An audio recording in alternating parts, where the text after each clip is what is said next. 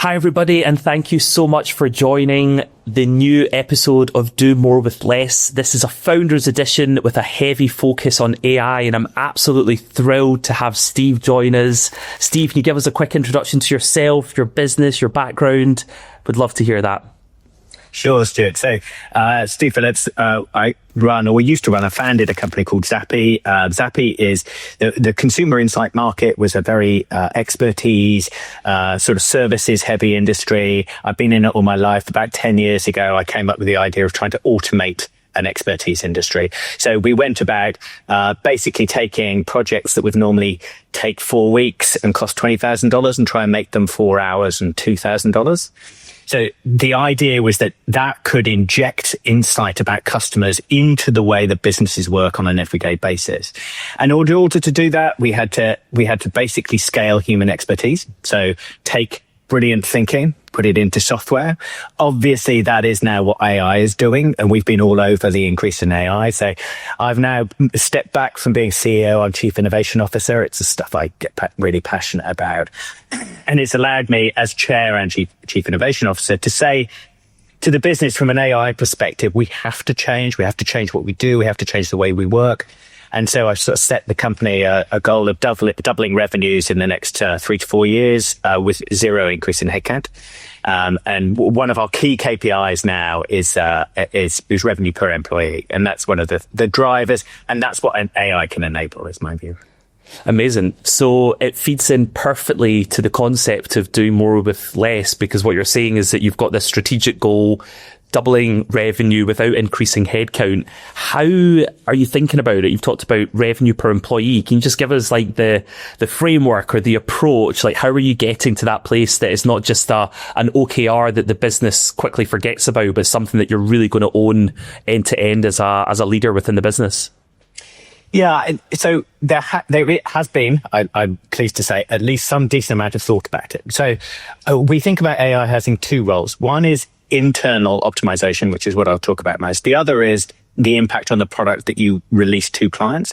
And so that product should become significantly more easy to use, more effective, faster, cheaper, all of that sort of stuff. Wonderful.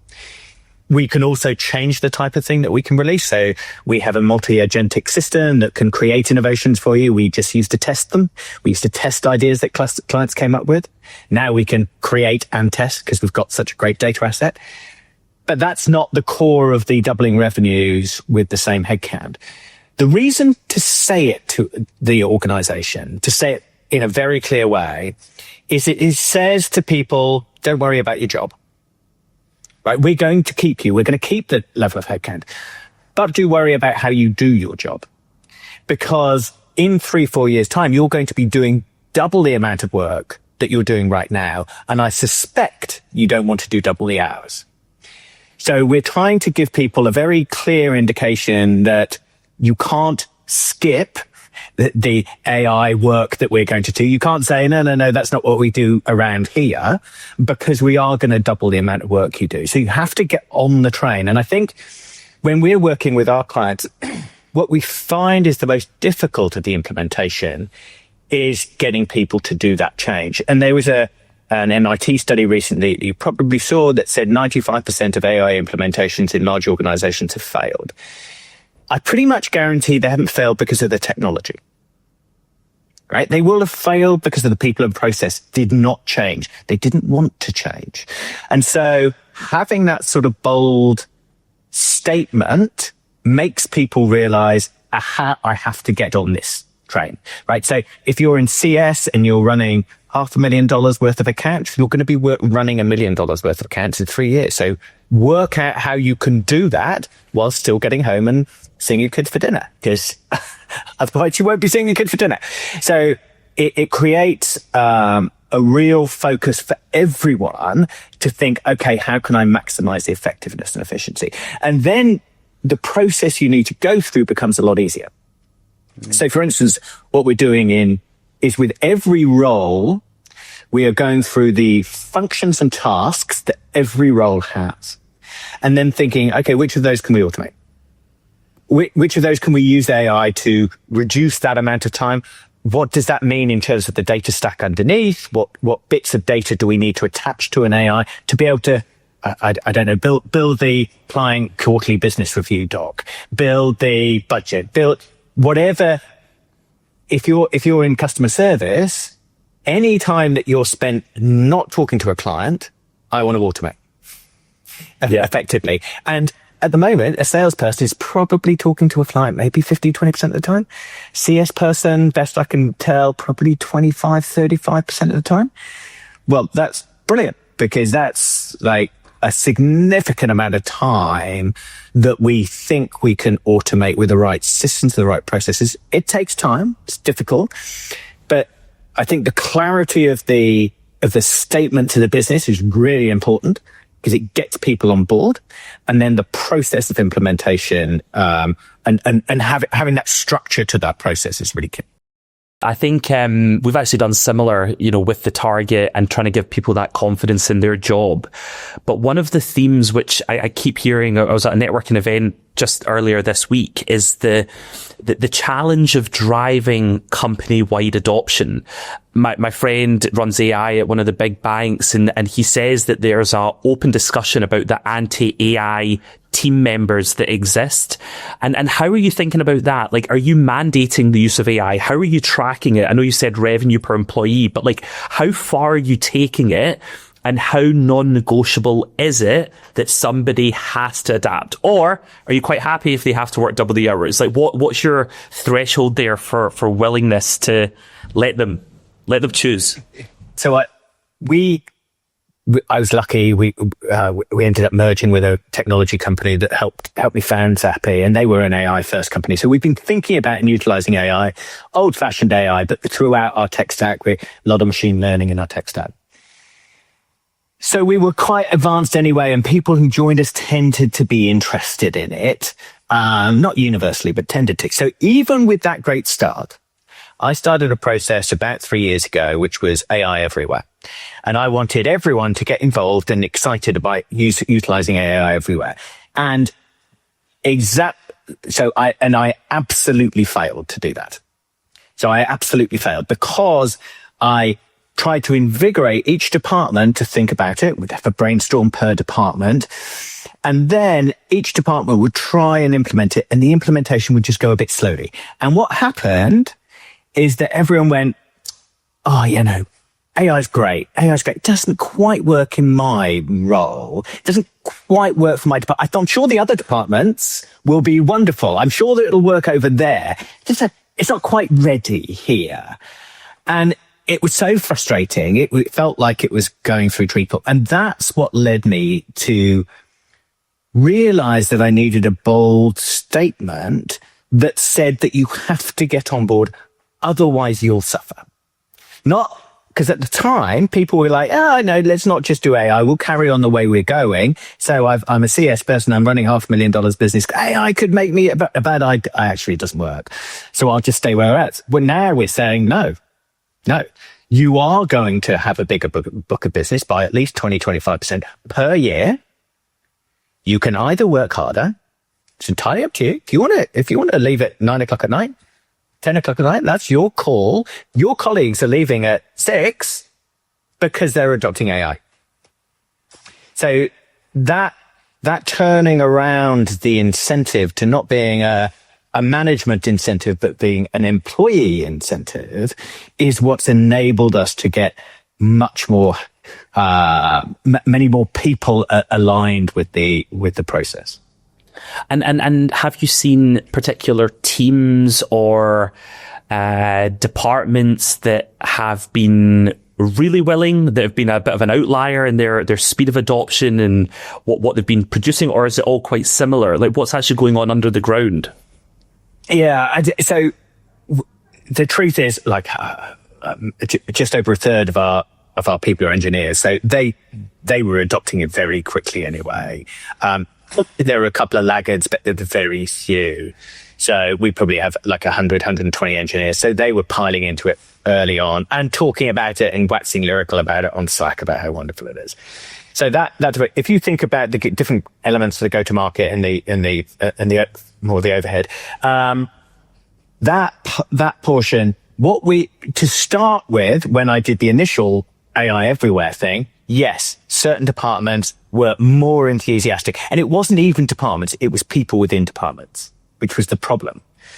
So there were certain people that were like, okay, I'm going to utilize an agentic framework for this. I'm going to write my proposals for a client using an AI. Great, real saved time, but for 3 salespeople out of 33 salespeople, right? That's not a systematized approach. That's an individual. So now that we've gone back to a department approach, we're doing it department by department. And we're doing a process. So the first thing we do is map out the hours, tasks, functions. So we're doing a sort of timesheet assessment, evaluation, exactly how do every person within this department spend their time. Then we are hitting task by task within that framework. Now, some of the tasks are really easy to utilize AI, right? So you just or you use the Notion AI or the Salesforce agent or whatever it is, and you just say, right, you start using that for that type of query instead of going to Salesforce itself. So a bit of time. Sometimes you need Notion agent and Salesforce agent talking to each other. Sometimes you need that talking to our knowledge management system as well for instance, to a quarterly business review. So once you've got the series of tasks, the amount of hours, so you prioritize the tasks that take the most time, obviously, and then you start working, if you start ticking them off one by one, then it stops being about an individual adopting it. And you say, no, now the way you do a quarterly business review, the way you do a briefing for your exec who's going along to see, or the salesperson who's going to see the client, the way you do that documentation has changed. This is the new way. So it's less of a, do I want to be a part of it, and more, okay, my role is changing. The thing that I'm doing is changing. Yeah. So it sounds like maybe what's changed from when you started the initiative a few years ago to today is that there's a very clear system and there's almost an evaluation that's taking place. Two questions that I would have is, how are you then prioritizing what department or what initiative to focus on? Is it a commercial outcome? Is it a time-based outcome? Is it a mixture of both? And how big is your team that's solving this? How much resource have you put on, at what cost, to fix this problem across these departments? Yeah. So we have done it department by department. I don't even think there was it was probably the department head who went, yeah, okay, I'll go first. So it wasn't a well thought out process of which department goes first. Then the prioritization is about time. So it is, you work out exactly how they're spending their time, and then you work out for each of those time-based things, how can we automate it? Then you go to how much resource is required. The truth is that there is some resource within the department. So you have to say to the head of the department, absolutely, you're 100% on this, right? You're being metriced on this. This is part of your job role, is significant significant improvement in productivity in your department, right? So that's your job. Then we've got people who know the systems in RevOps effectively, and our chief of staff managing it. RevOps are the key team that is effectively implementing it.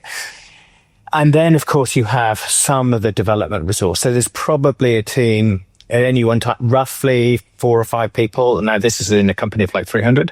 So 4 or 5 people, and they are going to do each department by department. So they're irrespective of the department. So a couple of engineers, because what you do need to do when you start looking at some tasks are looking at, for example, a quarterly business review. I need to understand everything about that customer. That means I need to look at Salesforce. I need to look at Gong, which is our call management system. I need to look at some of the emails that are going back and forth. So I need to look at a variety of data sources. That means I need to align those data sources first, and then have an AI layer to evaluate them. So there is some engineering capacity that's required. And once that is, like, that project's complete, like, how are you then evaluating in your role now to say that that's worked? Is it literally doubling, for example, very simple, double the revenue, and you can see that they're managing that revenue and churn isn't increasing for the commercial department? Like, how are you thinking through the outcome to say that it worked? We didn't actually just put AI on it and resource on it, and it's actually made us less effective. Or I think what a lot of people are worried about is that quality's dropped in comparison to maybe what the human was doing previously. Yeah. So everything still has a human in the loop in the process. It's just that they're spending, hopefully 10 minutes, not 10 hours, right? So what it's meant is that a few key metrics have risen up. So, one key metric particularly has risen up, which is revenue per employee. So we always used to look at it, but it was a secondary metric. It's now become more of a leading metric of where we want to be. And so we have very specific plans for what we want revenue per employee to be next year, the year after, the year after. Then obviously we're looking at headcount and making sure it doesn't go up, and then looking at our growth number and making sure that is hitting budget. So those are the three core metrics, but the two make the other. Obviously, we're also looking at and are managing things like churn levels, customer satisfaction levels, and we can see no change in any of them.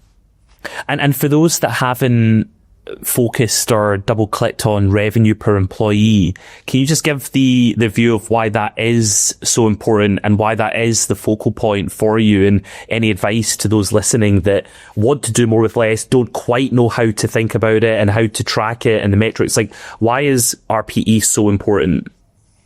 To me, it's the core measure of productivity. And once you have a business that's working, the way to make it more profitable and more valuable is to increase productivity almost over anything else, right? I mean, of course you want to grow revenue, but you want to grow revenue in a profitable, effective way, which means that you need to do revenue per employee improvements. So if you are managing revenue increase and revenue per employee increase at the same time, you are significantly adding shareholder value, in my view. So that's why I would say it's the core metric, but also it is a metric that the employees can understand and get behind, right? So they know they're managing, because we've made that so clear a metric. If the salesperson their book for this year is $1 million, they know, again, because it's simple and structured for them, they know that we're going to try and double that in 4 years. So they know they're going to have to get to 2 million. And so they're thinking about that process as well as we're thinking about that process. So I think making it on a per employee basis brings it down to everyone in the organization. And I think that's one of the most powerful things about it. Yeah. And I guess, again, something that's been coming up in the discussions that I've been having is this question mark around the speed at which models are improving, and the fact that there's now different models that are solving different problems, maybe to a better degree or worse degree than the other. How are you thinking about the model selection and how to ensure that, maybe your commitment to one model or one core infrastructure today doesn't give you a disadvantage in 6 months because another one outperforms it? Yeah. Yeah, we recognized that relatively early on. And so everything we built is model agnostic. That's not true. Everything we're building is model agnostic. Some of the things that we built earlier, model specific, and we're rebuilding that tech to be model agnostic. My view, particularly with the LLMs at the moment, is you don't, and we have to remember machine learning is still like half of what we do. We're not just large language models, but the models themselves, particularly the language level, they're one's getting 5% better, and then suddenly the other one becomes 5% better. So it's not the worst place in the world to be on the wrong model from a language perspective at the moment. But if you look at video and image, there are huge differences between the models, right? Yeah, you look at the image coming out of Claude and the image I'm a huge fan of Claude, but their image is dreadful. But they may well leapfrog next round. So those are the things you have to be careful of. We have a system internally where we're continuously monitoring and testing these models. So we effectively have our own test for the type of work we do, which is why I can talk about image, because I was literally blogging about it the other week. And so we'll look at image models what they create with the same prompt. So we use the same prompt, 5 different image models, see what they come up with, and see which one's best for us. So it's not the hardest thing in the world to test these models when you have defined work output that you're looking for. And as long as you build your infrastructure to be model independent, which it's not much harder than building it model dependent. So as long as you take that route, you should be fine. You've not just fallen upon, OpenAI and ChatGPT in the last 2 years to start thinking about AI.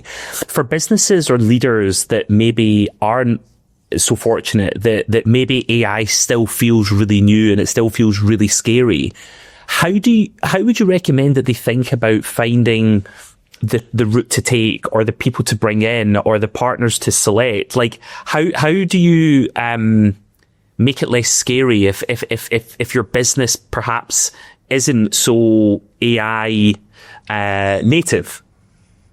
I don't. I mean, I could ask this a bit, and I always say the same thing, which is go and play.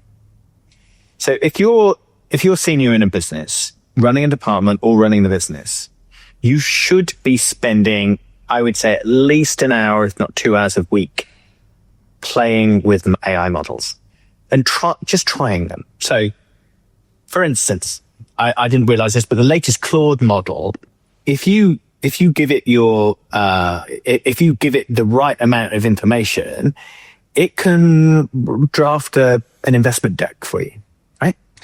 And it will do it in PowerPoint with your logo on it. If you give it your budget, it'll probably give you a response about that budget, which is an interesting response, not exactly as good as CFO, but really interesting.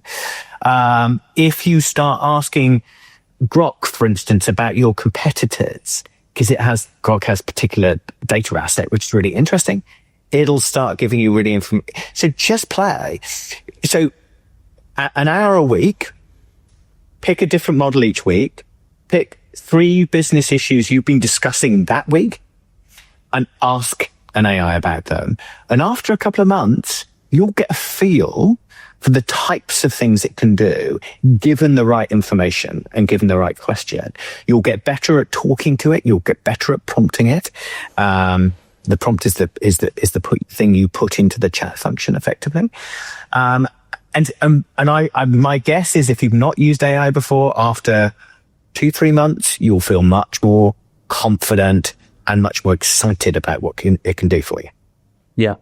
Yeah, I love that. I love that advice. And I think if I was to ask a question that's connected for those for the roles that exist in the modern or the current organizations today, what one do you think's most at risk of just having to completely submerge themselves within it, or the machine being able to completely replace what they're doing? Is there like a particular role that you just think is really at risk today from what you're seeing? So, I mean, the generic answer to that is always the call center, right? That AIs can manage call center. But if you start thinking about a call center as being not just a way of answering a customer's question, but of engaging and improving the customer relationship, then an AI can be very useful in that, but not necessarily a replacement. So you may want an AI-powered human to have that warmth and the association, but with all of the information at the touch of a button. So all information delivered to the person right then and there, so they don't have to escalate, they don't have to go through loops, etc.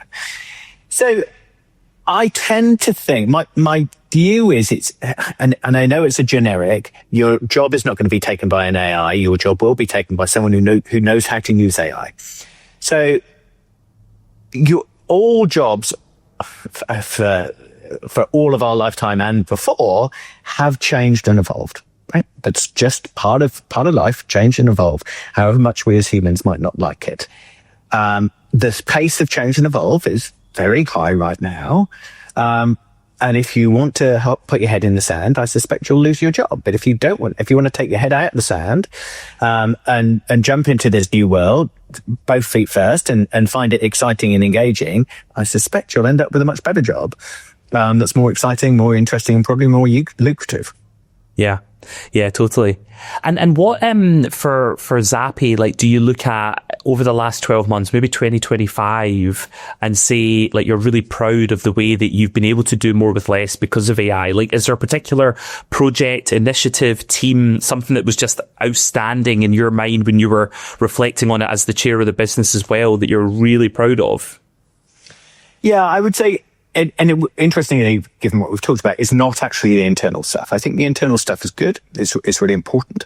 Some of the things we've done with it, we've built this multi-agentic system that can help our customers. Our customers tend to be very large, global businesses that are doing a lot of innovation, a lot of advertising, and we help them create better ads and create better innovations. And what we've done is created both some synthetic data, which improves the data that they have and improves their access to insight and understanding of the market. But also we've created multi-agentic systems that with a series of agents that are helping them develop new innovations. So instead of an innovation taking, 4 to 6 weeks to come up with 5 innovations, you can now come up with 50 in 4 to 5 hours. And those innovations, because you're using multiple AI models with different agents working together, those innovations have consumer insight at the heart embedded in them. So a real genuine understanding of the consumer embedded in them. And you're creating an awful lot more innovations, many more interesting ideas, and they're an awful lot quicker. And that changes the innovation landscape. It is beginning to and will change the advertising landscape. So those are really exciting things that we're doing. But it's the fact that AI is allowing you to do more revenue with less. The AI that you're embedding into your product is allowing you to, in many instances, speaking to founders and CEOs, increase their contract value. Their renewals are doing better. They're becoming stickier. And I think that's the super exciting thing about what's going on, that, yeah, you've got all the efficiencies, but actually the value being delivered to the customer in many instances is like far beyond whatever it's been able to do before. That's exactly right. And for the future, so I'm a big fan of the Amazon shareholder letters. I don't know if you read them. Bezos has obviously moved on now, but they used to be brilliant under him. I hadn't read them since. And there was an idea he had in that, which was every Amazon meeting room has to have a chair in it that you're not allowed to sit in. And the idea is you're having a meeting discussing some business decision you've got to make, and the chair represents a consumer, represents a customer. And so every decision, whether it's where the warehouse is going to go, what the pricing policy is going to be, whatever it is, you're supposed to look over at that chair and think, what would the customer say? What would my customer, what would my consumer think? Our job now in consumer insights, I believe, is to become the chair.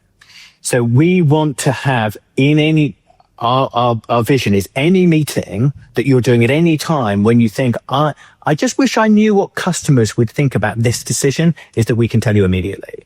And we can tell you immediately because we've got a great data asset that we can base it on, but also that we can create synthetic data. We can utilize AI. So we can give you a very good understanding of exactly what the consumer would think in real time so that we can work within the pace of business. So that's the type of vision that we're looking forward to and working on and beginning to enable now, that I think will really help change and improve the way businesses make decisions. So that's what I'm really excited about going forward.